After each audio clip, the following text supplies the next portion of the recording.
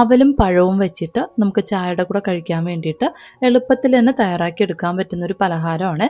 അപ്പോൾ ഇത് തയ്യാറാക്കി എടുക്കാൻ വേണ്ടിയിട്ട് ഒരു പാനിലേക്ക് 1 സ്പൂൺ അളവിൽ നെയ്യ് ഒഴിച്ചു കൊടുക്കാം.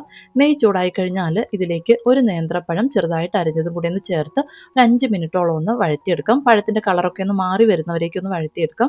അതിനുശേഷം ഇതിലേക്ക് 1 കപ്പ് അളവിൽ ചിരകിയ തേങ്ങ കൂടി ഒന്ന് ചേർത്ത് നന്നായിട്ടൊന്ന് മിക്സ് ചെയ്ത് എടുക്കാം. ഇനി ഇതിലേക്ക് 1/4 കപ്പ് അളവിൽ പൊടിച്ച ശർക്കരയും കൂടി ഒന്ന് ചേർത്തൊന്ന് മിക്സ് ചെയ്തെടുക്കാം.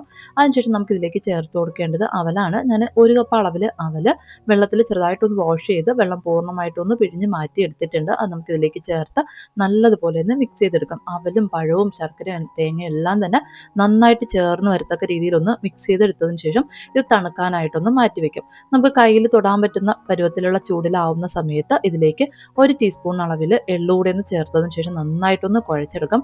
നല്ലതുപോലെ ഒന്ന് കുഴച്ചെടുത്തതിന് ശേഷം നമ്മൾ കുഴച്ച് വെച്ചിട്ടുള്ള ഈ അവൽ കുറേശ്ശെയായിട്ടൊന്ന് എടുത്ത് ഉരുളയാക്കി ഒന്ന് എടുത്തതിന് ശേഷം ഒരു 5 മിനിറ്റ് നമുക്ക് ആവിയിലൊന്ന് വേവിച്ചെടുത്തു കഴിഞ്ഞാൽ നല്ല അടിപൊളിയായിട്ടുള്ള പലഹാരം റെഡിയായി കഴിയും. അപ്പോൾ എന്തായാലും തയ്യാറാക്കി നോക്കുക. വീഡിയോ ഇഷ്ടപ്പെടുകയാണെങ്കിൽ ലൈക്കും സബ്സ്ക്രൈബും ചെയ്തേക്കണേ.